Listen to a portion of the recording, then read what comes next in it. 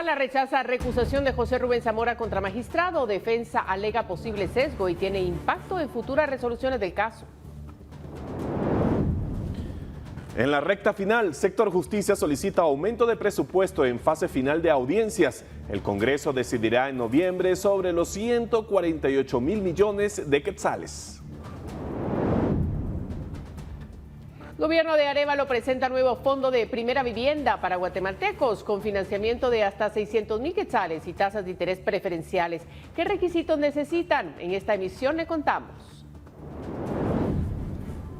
Crecimiento récord en la demanda de energía eléctrica en 2024 que plantea riesgo de desabastecimiento. Autoridades llaman a invertir en generación y transporte para evitar crisis energética. Con la llegada del Día de Todos los Santos, autoridades intensifican fumigaciones en cementerios para prevenir brotes de dengue en Guatemala, mientras emergen preocupaciones por larvas en floreros. David González brilla en la primera etapa de la Vuelta Internacional a Guatemala. El ciclista del Team Medellín EPM llega en solitario y se afianza como líder, destacando con 2 metas volantes y premios de montaña.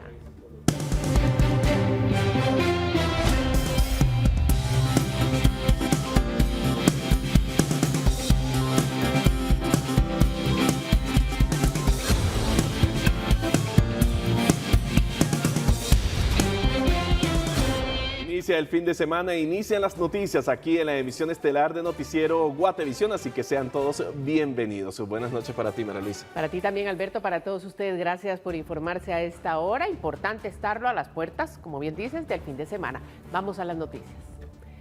Sala rechazó la recusación que la defensa del periodista José Rubén Zamora habría interpuesto en contra del magistrado Horacio Enríquez.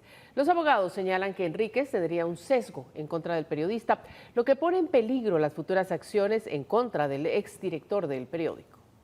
La recusación que la defensa del periodista José Rubén Zamora presentó en contra de los exintegrantes de la Sala Segunda de Apelación fue conocida este día. Se buscaba separar al magistrado Horacio Enríquez Sánchez, ex vocal y actual presidente de la Sala. La abogada Cristina Alonso argumentó que Enríquez habría emitido juicio de valor y un posible sesgo en contra de la situación legal del periodista, lo que influenciaría en la resolución que otorgó las medidas sustitutivas y las futuras acciones. Indica en otra de las partes conducentes, al existir una sentencia condenatoria se quebranta el manto de inocencia del cual está investido el procesado.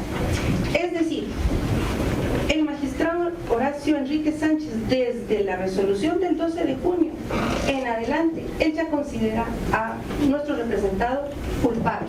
El MP indicó que los magistrados fueron respetuosos del derecho y que se debe contextualizar lo resuelto. Además, cuestionó el interés de cambiar de sala. En su veredicto, el Tribunal Segundo resolvió improbable la recusación planteada por la defensa. Esta sala considera que resulta improsperable la recusación promovida por la causal invocada, toda vez que no se advierte que el magistrado recusado, antes de resolver, haya externado opinión en el caso que se litiga. Esta sala, al estudiar las argumentaciones vertidas en la audiencia y las constancias procesales, considera que en ningún momento ha quedado probado que el magistrado, antes de emitir su resolución, haya externado opinión alguna. Rafael Curruchiche, jefe de la FESI, indicó estar satisfecho con los resultados de la audiencia, mientras que Zamora dijo que el juez seguirá conociendo sus procesos y que tiene un punto de vista que podría influir en su retorno a prisión. Respecto a las acciones interpuestas por la FESI para retornar a Zamora a prisión, Curruchiche señaló que existe un peligro de fuga. Le dijimos al juez que si el señor José Rubén Zamora Marroquín en un momento dado abandona la República de Guatemala, es el responsable de lo que pueda acontecer más adelante, derivado de algunas acciones futuras que nosotros vamos a hacer con relación a seguir impugnando las resoluciones que se deriven de los órganos jurisdiccionales competentes. La acción podría conocerse en las próximas semanas, lo que decidiría el arresto domiciliario de José Rubén Zamora. Con imágenes de Carlos Ochoa, reportó para Noticiero Guatevisión, Esdras Lazo. Vamos con otra información porque la comuna de Chicacao y San Miguel Panán en Suchitepeques ordenó restringir el paso del transporte pesado a través de ambos municipios para evitar daños en los puentes locales que no están capacitados para soportar ese peso y podrían colapsar. El transporte pesado debe usar la ruta por Aldea Bolivia para salir al municipio de San José el Ídolo Suchitepeques e incorporarse a la ruta CA2 Occidente, mientras que el transporte liviano y camiones pequeños pueden usar la ruta de Aldea Montellano o Chicacao Suchitepeques.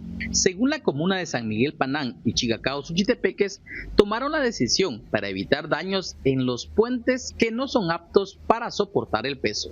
Usuarios del servicio extraurbano se quejan del incremento del pasaje y señalan como un aumento abusivo que afecta al bolsillo de los guatemaltecos que deben transbordar para llegar a su destino. Se están aprovechando mucho pasaje están cobrando, se están aprovechando, le están cobrando al doble a uno. ¿Cuánto tuvo que pagar usted? 60 por cada uno de Mazatenango para Escuintla. Entonces le piden a las autoridades en este caso. De que por favor pongan cartas en el asunto, porque eso no es normal, no es lógico. Ellos se están aprovechando, nos dijeron que se iban a ir por Chicacao y no vienen por Chicacao, ellos aquí nos vinieron a dejar y nos están cobrando.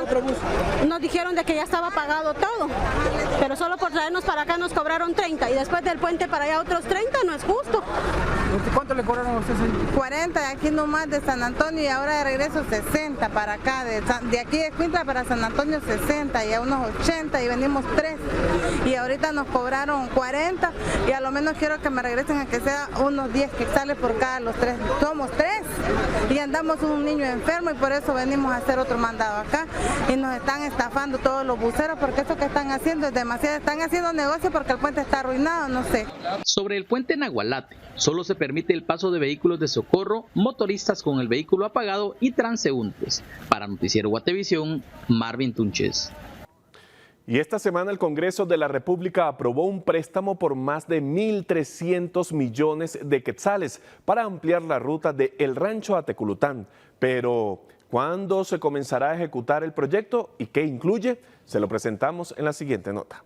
En total son 175 millones de dólares, unos 1.353 millones de quetzales, los que comprenden el préstamo aprobado esta semana en el Congreso y que servirá para ampliar a 4 carriles 35 kilómetros del tramo que conecta el Rancho El Progreso con Teculután-Zacapa. Dichos trabajos comenzarán en el kilómetro 84.4 y finalizarán en el kilómetro 118 aproximadamente. Según las autoridades del Ministerio de Comunicaciones, el préstamo tiene algunas ventajas, como por ejemplo, que incluye la mitigación del área y también que establece los estudios para tramos más allá de Teculután-Zacapa. La otra parte importante en el préstamo es que incluye estudios para los siguientes tramos, entonces eso nos ayuda a agilizar también el proceso de contratación del resto de la CA9 Norte. Entonces es un préstamo muy benigno también, muy bajo interés, lo cual digamos que podríamos estar hablando de que tenemos pago de cuotas. Adicional del tramo del Rancho a Teculután, el préstamo incluye los estudios del trayecto de Teculután a Mayuelas, que son 45 kilómetros adicionales. Pero, ¿qué incluirá la ampliación del tramo? Según las especificaciones técnicas, se construirá un libramiento en el rancho de más de 4 kilómetros. También se incluyen 3 distribuidores viales hacia Cobán, Ixcabal y hacia Teculután. También se tienen contemplados 7 puentes que estarían ubicados en El Jato, Huizajo, Uyús, Huijo, La Palmilla, Río Chiquito y Teculután, sumado a 3 bóvedas. En el préstamo también se asignan 4.2 millones de dólares para diseños de ingeniería para ampliar el corredor hasta Puerto Barrios. Según expertos en logística, actualmente un vehículo traslada productos en el país a una velocidad promedio de 17 kilómetros por hora. Lo ideal para ellos es que se maneje a un promedio de entre 25 y 30 kilómetros por hora para el despacho de las mercancías. Diariamente por esta ruta transitan unos 13,000 automotores según la estadística. Las autoridades indican que la ejecución dependerá de los tiempos de licitación. El proyecto ofrece reducir entre un 30 y un 50% el tiempo de viaje en este trayecto. Con imágenes de Carlos Ochoa para Noticiero Guatevisión, Henry Montenegro. Mire, la Comisión de Finanzas del Congreso ya entró en la recta final de las audiencias públicas de presupuesto y esta semana tuvo a las autoridades del sector justicia quienes pidieron más presupuesto del fijado por el Ministerio de Finanzas. Salvo las dependencias que han sido reprogramadas, a la Comisión de Finanzas solo les resta escuchar a las organizaciones no gubernamentales que perciben fondos estatales cada año para dar por cerrado el periodo de audiencias públicas para la discusión del presupuesto y entrar a analizar el dictamen. El Congreso tiene hasta el próximo 30 de noviembre para decidir si aprueba, modifica o imprueba el presupuesto, que asciende a más de 148,000 millones de quetzales. No obstante, la Comisión de Finanzas tiene previsto entregar el dictamen en la primera quincena de noviembre. Esta semana la comisión recibió recibió a las autoridades que conforman las entidades del sector justicia y todas pidieron más presupuesto del asignado como parte del techo del Ministerio de Finanzas. Una de las que sorprendió fue la fiscal general Consuelo Porras, quien acudió para pedir 1.000 millones de quetzales más de lo que Finanzas les fijó para alcanzar un monto de 4.800 millones de quetzales aproximadamente. En el caso específico del Ministerio Público, manifestarles que estamos solicitando este presupuesto dada a la cobertura nacional que nosotros tenemos cuando hemos implementado 3 veces la capacidad de funcionalidad del Ministerio Público de cómo se recibió en el 2018. En el caso del organismo judicial, su solicitud fue de más de 5.100 millones de quetzales, aunque hablaron de una reducción de 471 millones de quetzales. Tenemos que abrir nuevos órganos jurisdiccionales, alrededor de 40 juzgados de paz, 25 tribunales de sentencia, otro tanto de, no recuerdo la cantidad exacta, de juzgados de primera instancia y 40 salas de apelaciones, específicamente en el ramo penal. En el caso del INASIF, en el proyecto de presupuesto se le asignaron 305 millones de quetzales, pero las autoridades afirman que necesitan 350 millones, mientras que las autoridades del Ministerio de la Defensa tenían una asignación de 3.800 millones de quetzales, pero finalmente requirieron 4.022 millones. Con imágenes de Edwin García para Noticiero Guatevisión, Henry Montenegro. Y en más información, miren, incautan 99 kilos de cocaína en Coatepeque, Quetzaltenango. Las autoridades informan que el cargamento debía ser entregado en una zona de la frontera mexicana. A 20 kilómetros de la frontera mexicana fue capturado Jeremías, de 42 años, por transportar 99 kilos de cocaína que llevaba escondidos en un compartimiento en el baúl. Algunas otras bolsas se encontraron en los asientos de atrás de la camioneta que conducía. El conductor, según información preliminar de las autoridades, debía entregar el cargamento de cocaína en Ayutla, San Marcos, un municipio fronterizo con México. Sin embargo, fue detenido en la aldea Las Palmas, en Coatepeque, Quetzaltenango. Las autoridades, según información que dieron a conocer, marcaron el alto al conductor en el kilómetro 236 de la ruta CA2, donde había un puesto de control. El piloto, al percatarse, se intentó dar a la fuga y se intentó refugiar en una vivienda que tenía el portón abierto. La detención se dio a 900 metros aproximadamente, según el reporte policial.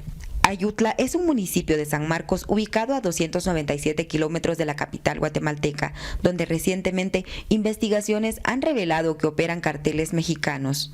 Asimismo, en este lugar se ha incrementado la violencia relacionada al narcotráfico.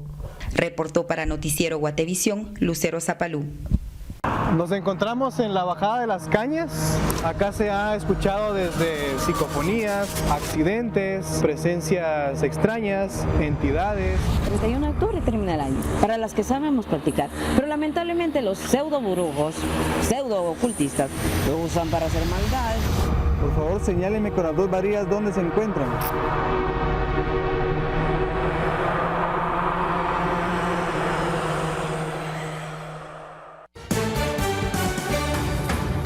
Continuamos con más. Hay 2 formas en las que los guatemaltecos pueden acceder al fondo de primera vivienda ofrecido por el presidente Arévalo. Las casas podrían estar valoradas en hasta 600,000 quetzales, según sus ingresos. FAPRIVI es el nombre del proyecto visionario de Bernardo Arévalo, que busca reducir el déficit habitacional de Guatemala. Para este fin se aprobó un fondo de 500 millones de quetzales a cargo del Crédito Hipotecario Nacional, entidad bancaria que brindará créditos con tasas blandas para que las familias puedan obtener una vivienda. Existen 2 formas en las que los guatemaltecos pueden obtener el financiamiento. La primera es acudiendo a una agencia del CHN y la segunda a través de los proyectos habitacionales que maneja el Instituto de Fomento de Hipotecas Aseguradas, conocido como FHA. Los requisitos dependen del valor de la vivienda y la tasa a la que se desea acceder. Por ejemplo, existen 2 tasas disponibles. La primera es del 5% y esta aplica únicamente si usted está interesado en una vivienda cuyo precio no exceda los 91 salarios mínimos, es decir, unos 300,600 quetzales. La segunda es una tasa del 5.50% y este aplica si usted está interesado en una vivienda que tenga un precio entre los 91 hasta 170 salarios mínimos, es decir, unos 600,800 quetzales. Este fondo está hecho para optar para ofrecer facilidades de compra de vivienda social a personas que carecían de una vivienda. La idea es que dejen de pagar renta o que se salgan de vivir con la suegra o con la mamá, ¿verdad? O con su papá, o que compartan vivienda. Como requisito mínimo, el núcleo familiar debe devengar entre 2 a 4 salarios mínimos y debe tramitar un documento llamado carencia de bienes en el registro de la propiedad. El préstamo puede ser pagado durante 40 años y plantea cuotas aproximadas de 1.500 quetzales. Según Fernando Estrada, de la Cámara Guatemalteca de Construcción, en el rango de precios que maneja el financiamiento del CHN se pueden obtener viviendas desde 50 metros cuadrados en adelante. Dependiendo de la ubicación, yo les diría que pueden encontrar viviendas de 50 metros hasta 100, 120 y tal vez si nos vamos más lejos hasta más, hasta 120, 140. Más o menos ese sería el rango. En ese rango de precios ese sería el tamaño, pero que si hablamos de viviendas de 100, 120 metros, eso ya es más grande que muchos de los apartamentos que se manejan en la ciudad. El gobierno pretende invertir 4.000 millones de quetzales durante los 4 años de su gestión para este proyecto. Se estima que al menos 2.2 millones de habitantes no poseen una vivienda digna en Guatemala. Para Noticiero Guatevisión reportó Leslie Sánchez. Y las organizaciones indígenas de Quiché iniciaron la preparación para poderse incluir en diferentes sectores administrativos del departamento, comunes, CODEDE y espacios de toma de decisión en Quiché. Las organizaciones indígenas de Quiché, ONGs, líderes espirituales y representantes de la Iglesia Católica iniciaron un diálogo permanente para poderse integrar a sectores administrativos del departamento. Pretenden integrarse a comunes, codedes y los espacios de los cuales, dicen ellos, han sido excluidos históricamente a pesar de que son amparados por las leyes del país. Regularmente, para que se autoricen determinados proyectos en el pasado, hay que dar algún tipo de coima. Y eso no lo estoy mintiendo porque ustedes lo saben muy bien. En este momento no estamos bajo esos lineamientos. Ahora que ya hablamos, por ejemplo, de espacios políticos como participación en el sistema de los consejos de desarrollo urbano rural, sí hay espacios, pero es un espacio muy restringido, es un espacio muy reducido y es un espacio hasta cierto punto abandonado. Según el gobernador departamental, se pretende asegurar la inclusión de las organizaciones indígenas en espacios de toma de decisión del departamento, conocer presupuestos y apoyar a sus representantes en el Consejo Departamental de Desarrollo de Quiché. Dando seguimiento también a la agenda del presidente que ha pactado con los pueblos indígenas y en este caso pues para ir siempre conociendo un gobierno con pertinencia cultural, con inclusión y participación de los pueblos indígenas. Para Noticiero Guatevisión reportó Héctor Cordero. Vamos a otro tema porque la Asociación de Gerentes de Guatemala entregó su máximo reconocimiento al CEO del grupo Distelsa, Tomás J. Rodríguez Schlesinger, quien fue premiado como gerente del año por su liderazgo y visión empresarial en el país. En el marco de la conmemoración de sus 65 años de fundación, la Asociación de Gerentes de Guatemala llevó a cabo una velada para premiar el trabajo de emprendedores y líderes empresariales en el país. El máximo galardón, que es el de gerente del año, fue entregado al CEO de Grupo Distelsa, Tomás Rodríguez Schlesinger, a quien se reconoció su liderazgo y visión empresarial en el país. Un sentido de agradecimiento, ¿verdad? Realmente primero a Dios por la oportunidad de servir. Y pensé en mi papá, que en paz descanse, quien falleció cuando yo apenas llevaba 2 años de trabajar en la empresa. Él murió joven a los 64 años y yo apenas tenía 27. Y eso pues ya han sido 33 años de ese momento. Y creo que a él le hubiera dado mucho gusto, ¿verdad? Este reconocimiento, si es que no tengo más que agradecimiento en mi corazón. El empresario cuenta con una larga trayectoria en negocios y recuerda que luego de concluir su carrera en inteligencia artificial en Estados Unidos y posteriormente estudiar una maestría en administración de empresas, se involucró en el negocio. Ya cuando regresé, ya pues con un puesto muy rimbombante de vicepresidente de mercadeo, ya cuando me había graduado, pero no había nadie en el departamento de mercadeo, entonces todo el departamento era yo con un gran nombre, ¿verdad? Pero así fue como empezamos y eso fue en el año 1989, junio del 89, y de ahí en adelante pues nos fue tocando aprender diferentes cosas hasta que mi padre fallece y pues me toca aprender también ya a hacerme cargo de la empresa como gerente general. La Asociación de Gerentes de Guatemala premió a los empresarios en 6 categorías. Una de ellas fue el reconocimiento a la trayectoria que fue entregado al empresario Ricardo Castillo Sinibaldi. En la categoría de innovación comercial se reconoció a Luis Castillo de Prone Super 24. En la categoría de innovación organizacional, el reconocimiento fue para Juan Manuel Cartagena, director de talento humano de Lanfer. En el apartado de Startup se premió a Edgar Pineda, fundador y CEO de Taransign, por su innovación productiva, y por su innovación productiva a Carla del Valle de Grupo Poitec. Con imágenes de Juan Diego González para Noticiero Guatevisión, Henry Montenegro. La de energía eléctrica alcanza récord en 2024. Expertos advierten riesgo de desabastecimiento si no se invierte en generación y transporte eléctrico. Volvemos con los detalles.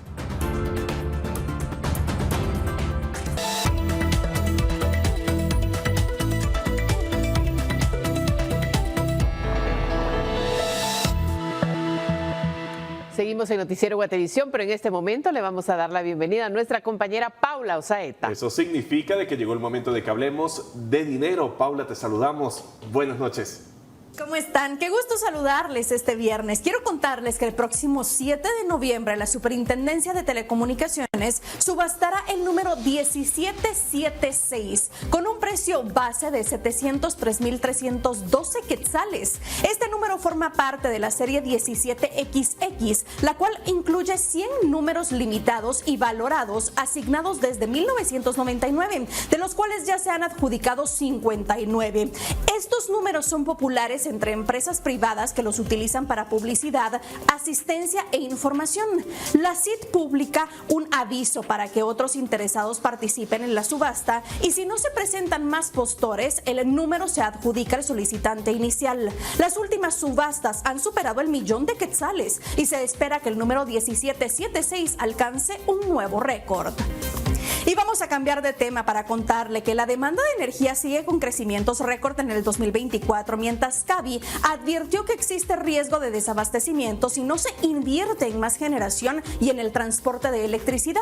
La Comisión Nacional de Energía Eléctrica ve necesaria esa expansión, pero no observa riesgo a corto plazo. El crecimiento de demanda de electricidad a nivel nacional en el 2024 se sitúa en 6% y se prevé que cierre el año alrededor de esa cifra, que representa incrementos récord, explicó el presidente de la Comisión Nacional de Energía Eléctrica, Luis Ortiz. La cifra es más alta que la registrada en años anteriores, cuando ha rondado en 3.4% en promedio anual. El funcionario mencionó que ese comportamiento ha sido más notorio en algunos departamentos, en los cuales ronda el 9%, como en Petén, Puerto Barrios y Izabal, Chimaltenango y Huehuetenango. Además, la demanda de la industria ha crecido también de forma considerable, incluso algunas están instalando más turnos de producción. Por su parte, Paulo de León, director de Inteligencia Económica y Financiera en Central American Business Intelligence, advirtió que existe riesgo de desabastecimiento a corto plazo, ya que la demanda está creciendo a un ritmo más alto que el de la generación de energía, pero insiste en que se requiere más inversión para mejorar la capacidad de transmisión. Según la firma, hay un déficit de 1.9% entre el crecimiento de la generación, que ha estado estancado en 1.5% anual, y de la demanda en alrededor de 3.4% anual. A ello se añade el crecimiento récord de la demanda durante este año. Ahora, con el análisis Retos y Soluciones para optimizar la contratación de energía eléctrica divulgado ayer, la firma ha identificado 3 premisas fundamentales para definir una propuesta estratégica que garantice el bienestar del sector eléctrico y el abastecimiento. Entre estas, la principal es considerar el riesgo de desabastecimiento a corto plazo, ya que aunque con la PEC 5 se definirá la ruta de contratación hacia el 2030, resulta urgente atender la creciente demanda energética inmediata y establecer una planificación estratégica que garantice el suministro en los próximos años, explica de León. El analista advierte que el país se salvó de razonamientos de electricidad en el 2023 y 2024, derivado de la sequía que provoca una baja de generación de hidroelectricidad y por el aumento de la demanda. De León no menciona una fecha específica, pero refiere que el riesgo de desabastecimiento es a corto plazo, y aunque expresa que por el momento aún no se está con la soga al cuello, se debe trabajar en atraer más generación. ¿Está aplicando a muchos empleos sin recibir llamadas de vuelta? Según un experto en búsqueda laboral, este podría ser el problema. Es posible que esté aplicando a demasiados puestos que no se ajustan a su perfil. En lugar de eso, debería enfocar sus esfuerzos en identificar su ajuste entre candidato y mercado y aplicar únicamente a aquellos puestos que correspondan con él. Cuando busca trabajo se enfrenta a un mercado con características de oferta y demanda, dice Phil Terry, quien ha ayudado a miles de personas a encontrar empleo. Él propone una fórmula específica, ajuste entre candidato y mercado. ¿Qué significa eso? Para que una empresa logre un buen ajuste entre producto y mercado, debe crear productos que satisfagan las necesidades de sus clientes objetivo y por los que estén dispuestos a pagar. Lo mismo sucede aquí. Debe entender cómo cumple con las necesidades de los empleadores y presentarse como la solución que vale la pena contratar. Entienda el mercado, identifique su valor único y enfóquese en oportunidades donde pueda destacar. Espero que estos consejos les sean útiles. Yo les espero este domingo a las 8 de la noche en la emisión dominical de Noticiero Guatevisión. Hasta entonces. Gracias, Paula, por la información. Te veremos el domingo. La tortuga marina es una especie en peligro de extinción. El consumo de huevos, carne, piel y caparazón para la elaboración de artesanías contribuye a esta situación. Por eso, CONAP, junto con Guardarrecursos y el sector privado, están realizando acciones para su preservación. Costa del Pacífico de Guatemala, las especies de tortuga marina que visitan las playas son parlama, baule y verde o negra del Pacífico. Según el reglamento normativo para el manejo y conservación de tortugas marinas, se permite el consumo de huevos desovados por esta especie entre junio y noviembre, siempre y cuando el recolector entregue la cuota de conservación que corresponde al 20% de huevos de cada nido encontrado. Recolectando y ya directamente traemos aquí al tortugario donde tenemos que donar el 20% si nosotros queremos comercializar. Ahora, si no queremos comercializar, ellos nos los cambian por víveres que nos está apoyando el ingenio, ¿verdad? Nos dan una bolsa de víveres por cada docena de huevos que se dona aquí al tortugario. Mucha gente comercializa el huevo, entonces tratando de darle ese apoyo de los víveres, la gente se motiva más y lo trae aquí, ¿verdad? A pesar de los esfuerzos de todas las entidades involucradas, hay un factor en el que se necesita la participación de todos: los efectos del cambio climático. El cambio de temperatura del agua y la contaminación están alejando a las tortugas y cada vez son menos las que llegan a desovar sus huevos. La temperatura del agua este año incrementó, entonces muchos le apuntan a que eso tuvo mucho que ver. Este año pues fue muy baja la siembra de huevos que tuvimos en los 3 tortugarios y no fue solamente acá en el área protegida, sino que fue en toda la costa pacífica de Guatemala que se pudo notar esos cambios bastante significativos, ya que pues años atrás pues hemos sembrado unas cantidades bastante grandes. Por ejemplo, el año pasado acá en el área por los 3 tortugarios sembramos 67,000 huevos y a lo que va pues del momento acá pues en los 3 tortugarios tenemos una cantidad de 24,152 huevos. Para Guatevisión informó Carlos Paredes. Autoridades intensifican fumigaciones en cementerios por el Día de Todos los Santos para prevenir brotes de dengue en Guatemala. Regresamos con la información en solo minutos.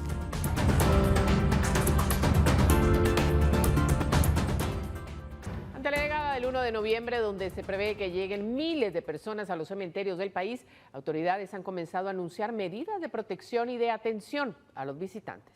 Acá en el cementerio general, por la magnitud, estamos nosotros a esperar la visita de 1,5 millones de personas. En el cementerio La Verbena, 500,000 personas. Y en el cementerio Las Tapias de la zona 18, cementerio La Villa, la zona 14, un aproximado de 20,000 visitantes. Esta es la cantidad de personas que se estiman puedan visitar solo los 4 cementerios públicos a cargo del Ministerio de Salud en el área metropolitana el Día de Todos los Santos, algo que ha llevado a ampliar los horarios. El 1 de noviembre, los cementerios General, La Verbena, Las Tapias y la Villa de Guadalupe abrirán sus puertas de 7 a 18 horas. Se indicó que las inhumaciones se continuarán atendiendo y solo se permitirá el ingreso del carro fúnebre.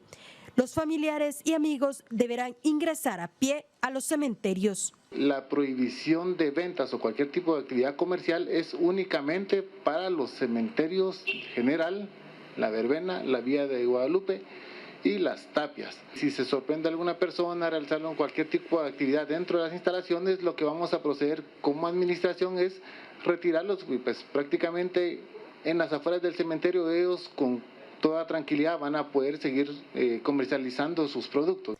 Ante la llegada de miles de personas, no solo a estos, sino a nivel nacional, el Ministerio de Gobernación también ha indicado que se contará con más agentes en las áreas. Operativos, puestos de registro y control, como patrullajes perimetrales al interior y exterior de los cementerios a nivel nacional. Cobertura de drones específicamente para poder tener mejor visibilidad y control sobre los diferentes escenarios que tendremos. Con imágenes de Emilio Chang, reportó Andrea Domínguez. Bueno, y con la llegada del Día de Todos los Santos se prevé que miles de personas lleguen a los cementerios del país. Por ello, autoridades buscan evitar que se registren más casos de dengue en Guatemala. Entre el 1 y 2 de noviembre se estima que al menos 1,5 millones de guatemaltecos estarán llegando al Cementerio General de la Zona 3. Las autoridades del Ministerio de Salud se encuentran preocupadas por la cantidad de casos de dengue que se han estado reportando y estiman que una vez pasadas estas fechas, el repunte pueda ser mucho mayor. La preocupación radica en que se suele utilizar agua para la colocación de las flores en este lugar, pero también en el resto de cementerios a nivel nacional, y por ende están realizando una serie de recomendaciones. El uso de repelente en las áreas del cuerpo que se estén expuestas, utilizar camisa o blusa de manga larga, utilizar pantalones, esto con el objeto de que las personas que nos visiten expongan las partes de su cuerpo a algún tipo de piquete. Se recomienda sustituir el agua en los floreros, bien sea por arena húmeda o tierra mojada. El Ministerio de Salud asegura que ya se comenzó la fumigación de los camposantos. Sin embargo, en el Cementerio General se pudo observar cómo hay floreros con larvas de zancudo. Departamentos como Jutiapa, Baja Verapaz, Alta Verapaz, Santa Rosa y El Progreso, que continúan con datos acumulados con un buen número de casos. También Jalapa se ha ido sumando con un incremento en el número de casos, especialmente en la cabecera departamental. Eso nos mantiene, como le decía, un promedio nacional de más o menos 5,000 casos semanales. No solo preocupa el área metropolitana, también otros departamentos cuyos casos van en aumento, principalmente en niños y adolescentes, que acumulan 119 fallecidos. Con imágenes de Emilio Chang, reportó Andrea Domínguez. Y las autoridades de salud en Huehuetenango advirtieron sobre el peligro del aumento de casos de dengue durante la celebración del Día de Todos los Santos, por lo que solicitan extremar las medidas de prevención. Debido a que ya se superan los 4,000 casos positivos diagnosticados clínicamente de dengue, este viernes autoridades de salud advirtieron del peligro que representa que huehuetecos acudan a los cementerios con agua para decorar las tumbas de sus difuntos. Ante esto anunciaron distintas acciones que van desde fumigaciones hasta control en el ingreso de los camposantos para evitar posibles brotes epidemiológicos. Esta fecha nosotros consideramos o preveemos un repunte de casos debido a que llevar floreros con agua a los cementerios pues crea un escenario propicio para la reproducción y proliferación del zancudo. También contemplamos que puedan presentarse posibles brotes alimenticios. Una batización, la eliminación de toda la larva o toda la pupa que pueda estar dentro de los recipientes con agua, y después de eso ya está lo que es la nebulización. ¿Con qué fin? Con el fin de eliminar todos los zancudos que puedan transmitir lo que es la enfermedad de dengue. Asimismo, también estos trabajos se empiezan a hacer antes del 1 de noviembre. Fíjese que ahí por lo menos tendrían que tener ya sus documentos legales, por lo menos si no pueden tener su tarjeta de salud porque es muy próximo, ya es muy inmediato ya hacer el trámite, entonces por lo menos tendrían que tener su carnet de manipuladores de alimentos, que son los encargados, los inspectores de extender ese tipo de carnet. Más de 4,000 casos de dengue se han reportado durante esta temporada. Es por eso que las autoridades de salud piden a la población atender las recomendaciones que se han dado a conocer. Desde Huehuetenango, reporta Castillo, Noticiero Guatevisión.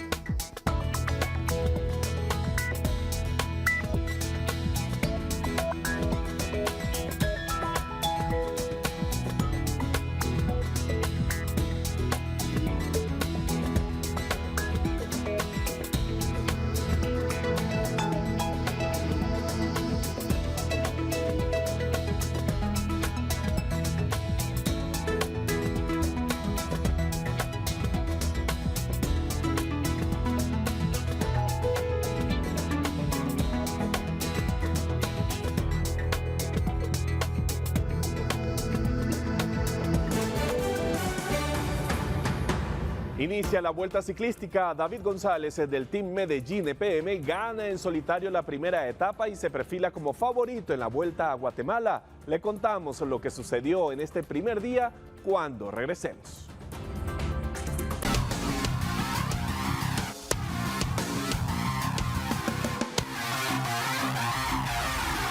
Y en deportes, David González del Team Medellín EPM pedaleó con fuerza y tras casi 4 horas llegó en solitario a la meta de esta primera etapa, consolidándose como uno de los favoritos para ganar la 63ª edición de la Vuelta Internacional a Guatemala.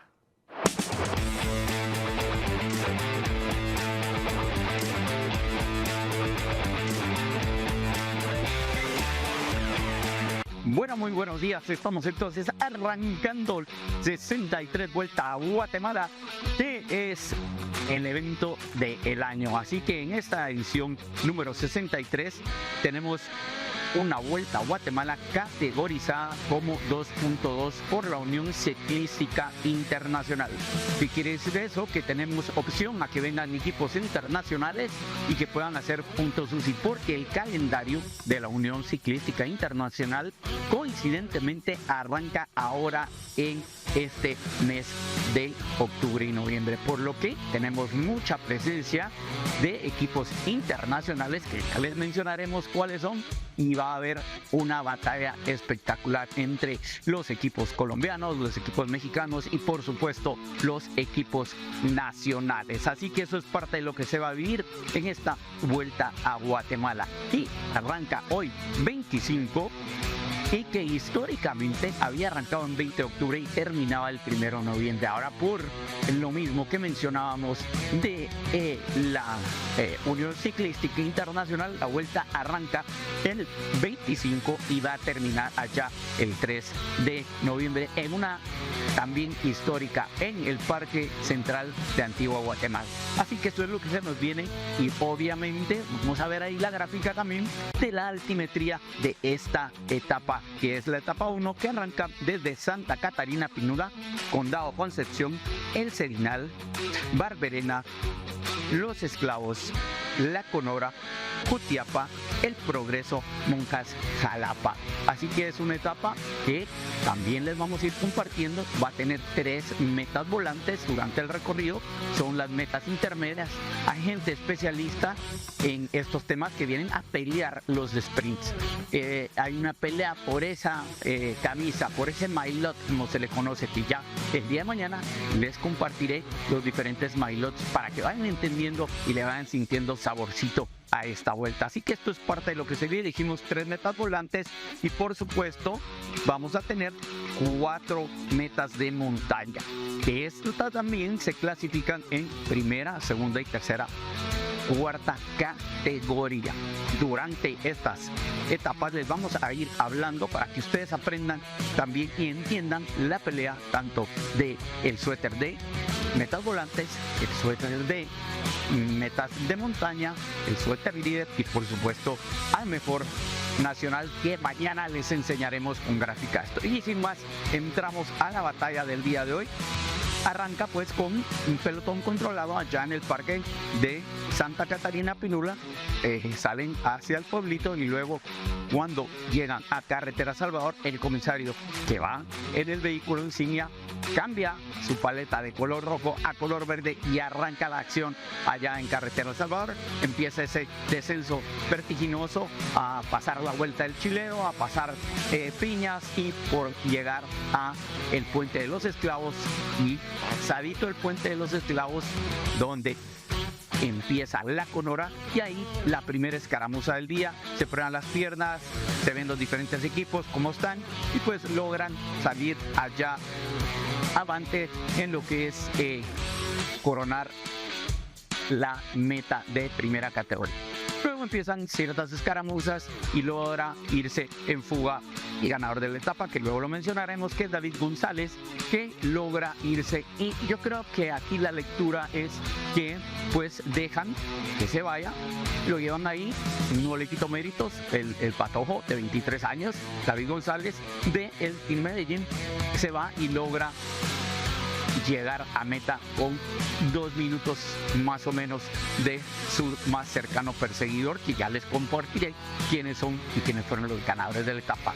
Esto lo menciono porque son estrategias que se dan durante las diferentes competencias. ¿Qué pasó con Mardoqueo? ¿Qué pasó con el capo de los diferentes equipos? ¿Qué pasó con el ganador de Vuelta a Bogotá del año pasado? Nada, ahí venían cuidaditos. Si te fijas y analizas, en el minuto 2 a 2:30 o en el minuto 2 a 3 del ganador están los que pueden ser los ganadores de Vuelta a Bogotá. No le quito la ficha de encima a David González porque hizo una gran labor, pero mañana tenemos una etapa muy dura donde vamos a ver las condiciones que tiene.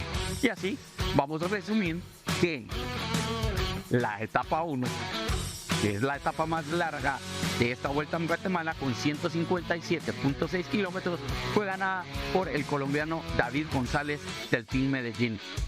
El segundo lugar fue para Efren Santos del Canels Turbo y el tercer lugar para Cristian Cubides, colombiano que corre para la municipalidad de Fraisanes.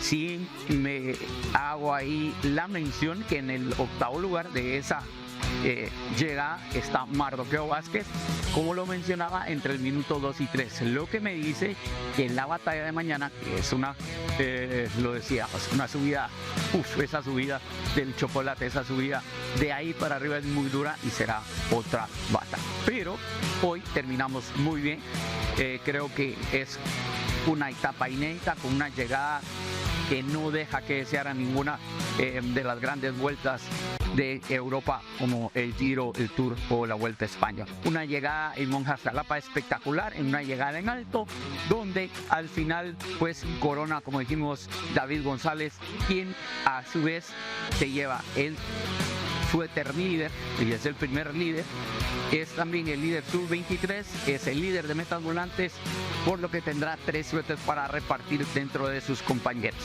Así que sin más, es lo sucedido en la primera etapa de Vuelta a Guatemala.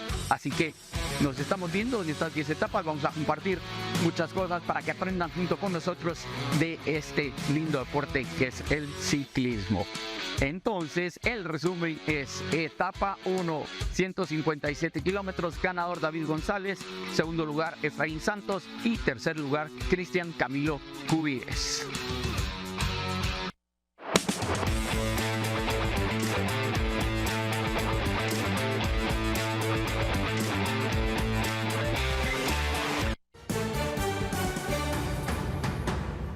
Ecuador extiende racionamiento de electricidad a 14 horas diarias por grave sequía. Hidroeléctricas alcanzan mínimos históricos.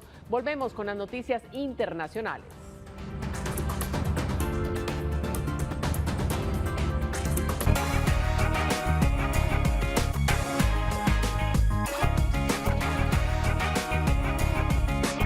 Hablemos de cultura porque la obra teatral Relatos Macabros llegará al Teatro Lux para una noche llena de terror y suspenso. Esta puesta en escena reúne 5 de los mejores cuentos de Edgar Allan Poe, combinados con danza contemporánea, música en vivo y ópera.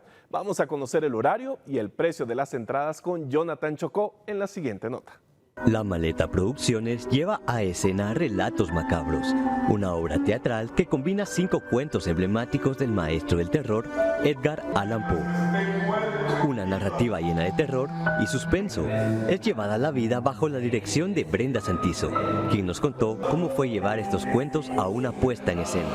Bueno, uno de los retos siempre en la dirección es obviamente unificar, coordinar todo desde el proceso de ensayos, desde el tiempo que vamos a designar para el análisis del personaje, todo lo que tiene que ver con producción. También es un proceso muy interesante porque como no es una obra que ya tengamos un libreto específico, es adaptar los cuentos a la puesta dramática que nos ofrece el teatro. Entonces, seleccionar los relatos adecuados fue un reto, ya que debían conectarse de manera fluida y tener sentido al ser representados.